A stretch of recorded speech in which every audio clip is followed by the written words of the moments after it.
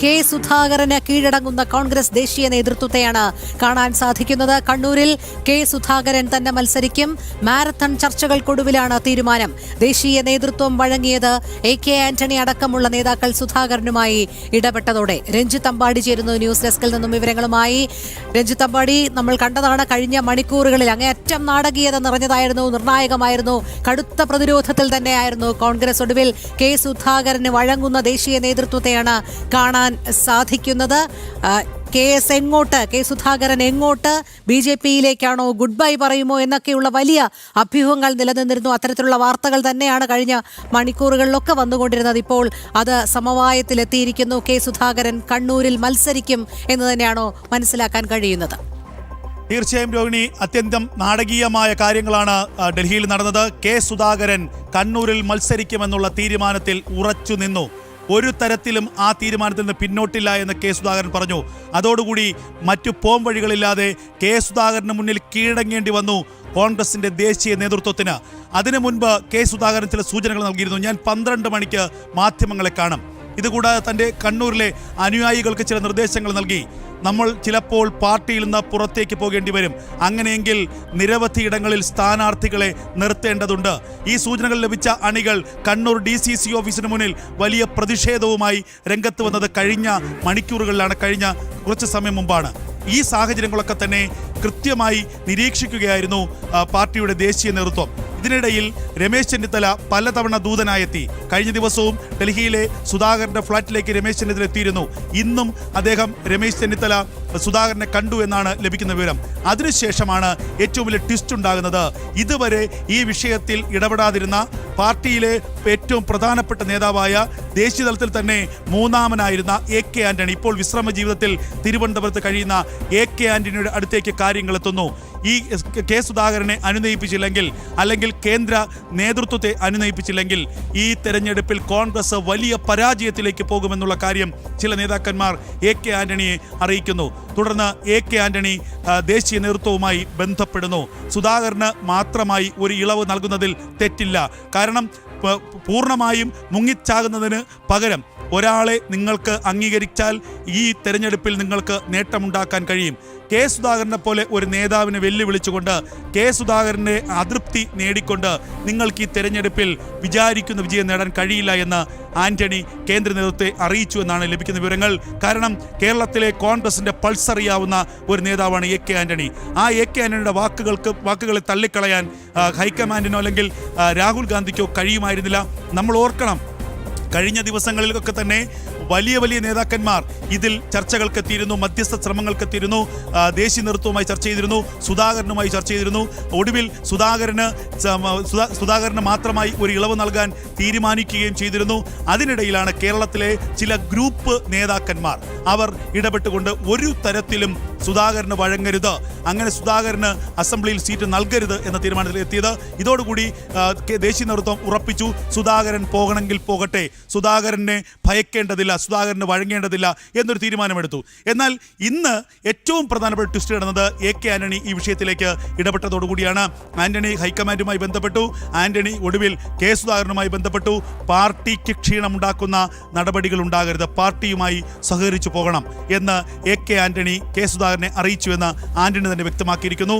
അതോടുകൂടി ഒരു കാര്യം വ്യക്തമായിരിക്കുന്നു, കണ്ണൂരിൽ കെ സുധാകരൻ മത്സരിക്കും. ഇതിനിടയിൽ അടൂർ പ്രകാശിന്റെ ഒരു ഫേസ്ബുക്ക് പോസ്റ്റ് ഉണ്ടായിരുന്നു. താൻ പാർട്ടിക്കൊപ്പം തന്നെ നിൽക്കും, പാർട്ടിയുടെ വിജയത്തിന് വേണ്ടി പൂർണ്ണമായും പ്രവർത്തിക്കും, ഇത്തവണ UDF-നെ അധികാരത്തിലെത്തിക്കാൻ വേണ്ടി താൻ കൂടെ തന്നെ ഉണ്ടാകും എന്നൊരു പോസ്റ്റ്.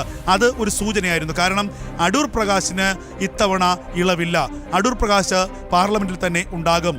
അതേസമയം അടൂർ പ്രകാശിന്റെ നോമിനികൾക്ക് ഇത്തവണ നിയമസഭയിൽ സീറ്റ് നൽകും. അങ്ങനെ അടൂർ പ്രകാശിനെ അനുനയിപ്പിച്ചു. അതേസമയം കെ സുധാകരനെ ഈ രീതിയിലൊന്നും തന്നെ അനുനയിപ്പിക്കാൻ കഴിയില്ല എന്ന് AK ആന്റണിക്ക് ബോധ്യമുണ്ട്. ആന്റണി അത് കൃത്യമായി ദേശീയ നേതൃത്വത്തെ അറിയിച്ചു. ഒടുവിൽ കണ്ണൂരിന്റെ മണ്ണിലേക്ക്, തന്റെ ജന്മനാട്ടിലേക്ക് KS എത്തുകയാണ്. KS എന്ന കെ സുധാകരൻ കേരളത്തിലെ കോൺഗ്രസ് രാഷ്ട്രീയത്തിലെ ഒരു തലയെടുപ്പുള്ള നേതാവായി മാറുകയാണ്. ഒറ്റയ്ക്ക് ഈ ദേശീയ നേതൃത്വത്തെ അടക്കം വെല്ലുവിളിച്ചുകൊണ്ട് തൻ്റെ സീറ്റ് നേടിയെടുത്തിരിക്കുന്നു എന്നുള്ളതാണ് പുറത്തുവരുന്ന ഏറ്റവും അതെ രഞ്ജിത്ത്, അതോടൊപ്പം നമുക്കറിയാം കെ സുധാകരന്റെ വാശിക്ക് മുന്നിൽ ഹൈക്കമാൻഡ് ദേശീയ നേതൃത്വം വഴങ്ങുന്നു എന്ന് പറയുമ്പോൾ പോലും നേരത്തെ അമ്പാടി സൂചിപ്പിച്ചതുപോലെ കെ സുധാകരൻ ഒരു ഒറ്റയാനല്ല, ചുറ്റിനും വലിയ തലത്തിലുള്ള അണികളുടെ ഒരു പിൻബലം കൂടിയുണ്ട് എന്നുള്ളത് ഒരു വസ്തുത തന്നെയാണ്. അതുകൊണ്ട് തന്നെ കെ സുധാകരൻ ഏത് തീരുമാനമെടുത്താലും കെ സുധാകരനൊപ്പം പോകുന്ന ഒരു അണിയറ പ്രവർത്തകരുണ്ട്, അല്ലെങ്കിൽ അണികളുണ്ട് എന്നുള്ളത് കൃത്യമായി തന്നെ ദേശീയ നേതൃത്വത്തിനും അറിയാവുന്ന കാര്യം തന്നെയാണ്. വി ഡി സതീശൻ അടക്കമുള്ളവരുടെ എതിർപ്പ് ഈ വിഷയത്തിൽ എങ്ങനെ ഉണ്ടാകുമെന്നാണ് ഇനി പ്രതീക്ഷിക്കുന്നത്. കാരണം കെ സി വേണുഗോപാൽ ഏതാണ്ട് കഴിഞ്ഞ മണിക്കൂറുകളിലൊക്കെ തന്നെ നിശബ്ദനാകുന്ന ഒരു സാഹചര്യം നമ്മൾ കണ്ടതാണ്. വി ഡി സതീശനാണ് അപ്പോഴും പരസ്യമായ ഒരു എതിർപ്പ് ഉന്നയിച്ചുകൊണ്ടിരുന്നത്.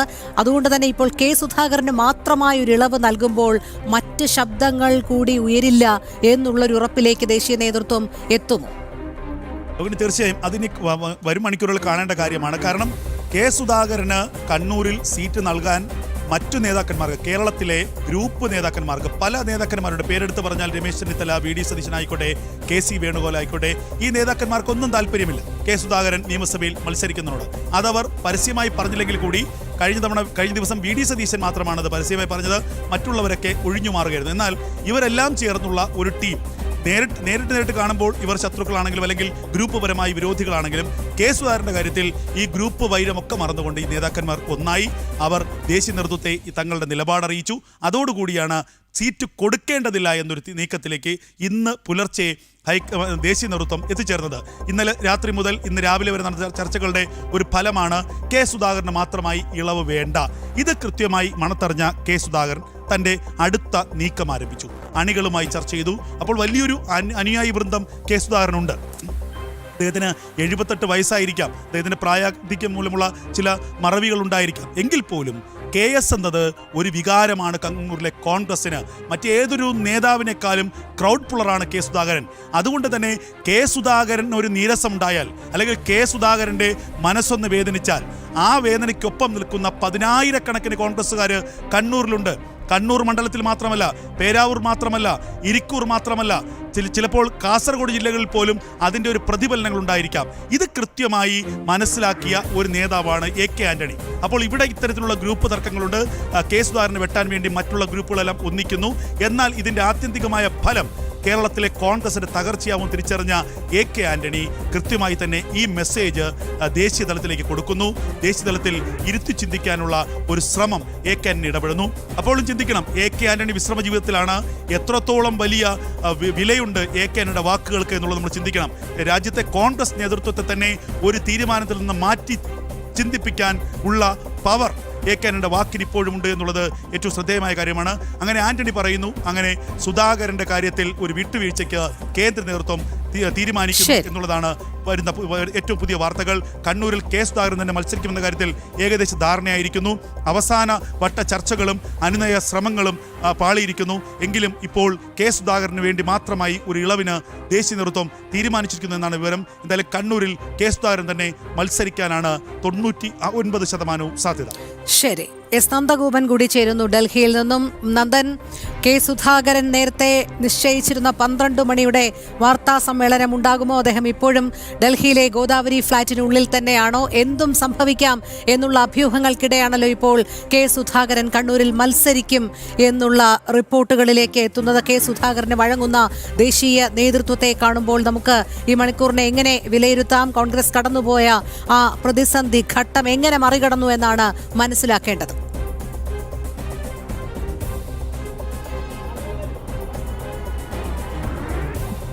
രോഹിണി, ഞാനിപ്പോൾ നിൽക്കുന്നത് സുധാകരൻ താമസിക്കുന്ന എം പിമാരുടെ ഫ്ളാറ്റായ ഗോദാവരി സമുച്ചയത്തിന് മുന്നിലാണ്. സുധാകരൻ ഈ ഗോദാവരി സമുച്ചയത്തിനുള്ളിൽ തന്നെയുണ്ട്. അദ്ദേഹം മാധ്യമങ്ങളെ കാണാൻ തയ്യാറാകുമോ എന്നുള്ള കാര്യം ഇതുവരെയായിട്ടും സ്ഥിരീകരിച്ചിട്ടില്ല. നേരത്തെ 12 മണിക്ക് മാധ്യമങ്ങളെ കാണുമെന്നുള്ളതായിരുന്നു അറിയിച്ചിരുന്നത്. അതേസമയം തന്നെ ഈ നേരം കൊണ്ട് തന്നെ അതിശക്തമായ സമ്മർദ്ദമാണ് സുധാകരൻ കോൺഗ്രസ് നേതൃത്വത്തിനുമേൽ, ദേശീയ നേതൃത്വത്തിനുമേൽ ചുരുത്തിയത്. ആ സമ്മർദ്ദങ്ങളുടെ അവസാനം എത്തി നിന്നത് എ കെ ആന്റണിയിലേക്കാണ്. എ കെ ആന്റണി ഒടുവിൽ സുധാകരനെ നേരിട്ട് നേരിട്ട് ഫോണിൽ ബന്ധപ്പെട്ടു എന്നുള്ള വിവരങ്ങളാണ് ലഭ്യമാകുന്നത്. ഒരു അനുനയത്തിന്റെ പാതയിലേക്ക് കടക്കണമെന്നും കടുത്ത തീരുമാനങ്ങളിലേക്ക് പോകരുതെന്നും സുധാകരനോട് AK ആന്റണി അടക്കം ആവശ്യപ്പെടുകയായിരുന്നു. ഒടുവിൽ മറ്റ് നേതാക്കൾക്ക് വഴങ്ങാത്ത സുധാകരൻ AK ആന്റണിയുടെ വാക്കുകൾക്ക് മുന്നിൽ വഴങ്ങി, അല്ലെങ്കിൽ AK ആന്റണിക്ക് വഴങ്ങി എന്നുള്ളതാണ് ലഭ്യമായ സൂചനകൾ. ഏതായാലും കോൺഗ്രസ് നേതൃത്വം ഇപ്പോൾ ലഭ്യമായ വിവരങ്ങളനുസരിച്ച് കോൺഗ്രസ് നേതൃത്വം ഇപ്പോൾ തീരുമാനമെടുത്തിരിക്കുന്നത് സുധാകരനെ മത്സരിപ്പിക്കാൻ തന്നെയാണ്. അത് ആന്റണി ഇടപെട്ടുകൊണ്ടാണ് അത്തരമൊരു തീരുമാനത്തിലേക്ക് കടന്നിരിക്കുന്നത് എന്നുള്ളതാണ് മനസ്സിലാക്കാൻ കഴിഞ്ഞത്. ഇന്നലെ രാത്രി ഏതാണ്ട് 2:30 വരെ നീണ്ടുനിന്ന വലിയ ചർച്ച, മാരത്തോൺ ചർച്ചകളായിരുന്നു മല്ലികാർജ്ജുന ഖാർഗെയുടെ വീട്ടിൽ നടന്നത്. എന്നാൽ ആ ചർച്ചയിൽ ഉടലെടുത്ത ഒരു തീരുമാനം എന്നുള്ളത് MP-മാർക്ക് ആർക്കും മത്സരിക്കാൻ അവസരം നൽകേണ്ട എന്നുള്ളതാണ്. സുധാകരന് മാത്രമായ ഒരു ഇളവ് നൽകിയാൽ അത് തെറ്റായ സന്ദേശം നൽകുമെന്നുള്ളതാണ്. സുധാകരന് ഇളവ് നൽകിയാൽ സ്വാഭാവികമായും അടൂർ പ്രകാശനും ബെന്നി ബെഹനാനും MK രാഘവനും അടക്കം ഇളവ് നൽകേണ്ട സാഹചര്യമുണ്ട്. സംസ്ഥാനത്ത് വീണ്ടും കലാപക്കൊടി ഉയരുവാനുള്ള സാധ്യതകൾ തള്ളിക്കളയാൻ കഴിയില്ല. മാത്രമല്ല, പാർട്ടി നേതൃത്വം ഒരു വ്യക്തിക്ക് മുന്നിൽ മുട്ടുമടക്കി എന്നുള്ളതും സുധാകരനാണ് എല്ലാം എന്നുള്ള ഒരു പ്രതിച്ഛായ, അല്ലെങ്കിൽ അത്തരമൊരു സന്ദേശം, തെറ്റായ സന്ദേശം നൽകുവാൻ അത് കാരണമാകുമെന്നുള്ളതാണ് പ്രധാനമായും വിലയിരുത്തിയത്. അതുകൊണ്ട് തന്നെ കോൺഗ്രസിന്റെ ദേശീയ അധ്യക്ഷൻ മല്ലികാർജ്ജുന ഖാർഗെ തീരുമാനമെടുക്കുകയായിരുന്നു സുധാകരനടക്കം ഒരു MP-മാരും മത്സരിക്കേണ്ട എന്നുള്ളത്. എന്നാൽ ആ സമ്മർദ്ദങ്ങളിൽ നിന്നും പിന്മാറുവാൻ വേണ്ടി സുധാകരൻ തയ്യാറായില്ല. 12 മണിക്ക് വാർത്താ സമ്മേളനം വിളിക്കുമെന്ന് അറിയിച്ചു. താൻ പുതിയ പാർട്ടി രൂപീകരിക്കുമെന്നുള്ള സൂചനകൾ നൽകി. മറ്റ് മുന്നണികൾക്കൊപ്പം പോകുവാനുള്ള സാധ്യതകളുണ്ട് എന്നുള്ള സൂചനകൾ സുധാകരന്റെ അണികളിലൂടെ നൽകി എന്നുള്ളതാണ്. ആ സമ്മർദ്ദ തന്ത്രങ്ങൾക്കൊടുവിൽ കോൺഗ്രസ് നേതൃത്വം വഴങ്ങി എന്നുള്ളതാണ് യാഥാർത്ഥ്യം. രോഹിണി. ശരി നന്ദൻ. അങ്ങനെ ഒടുവിൽ സുധാകരന് കീഴടങ്ങുന്ന കോൺഗ്രസ് ദേശീയ നേതൃത്വത്തെയാണ് കാണാൻ സാധിക്കുന്നത്. കണ്ണൂരിൽ സുധാകരൻ തന്നെ മത്സരിക്കും. മാരത്തൺ ചർച്ചകൾക്കൊടുവിലാണ് തീരുമാനമെടുത്തിരിക്കുന്നത്. 12 മണിക്കുള്ള വാർത്താ സമ്മേളനം ഇനി ഉണ്ടാകുമോ എന്നുള്ളതിലും ഒരു തീരുമാനം ആയിട്ടില്ല. സുധാകരന് കോൺഗ്രസ് ദേശീയ നേതൃത്വം വഴങ്ങിയതിന്റെ അടിസ്ഥാനത്തിൽ ഒരുപക്ഷെ സുധാകരൻ ഇതുവരെ ഉന്നയിച്ച കടും പിടുത്തത്തിൽ നിന്ന് പിന്മാറാനുള്ള സാധ്യത തന്നെയാണ് കാണുന്നത്. രഞ്ജിത്ത് അമ്പാടിയും S നന്ദഗോപനുമാണ് വിശദമായ വിവരങ്ങൾ നൽകിയത്.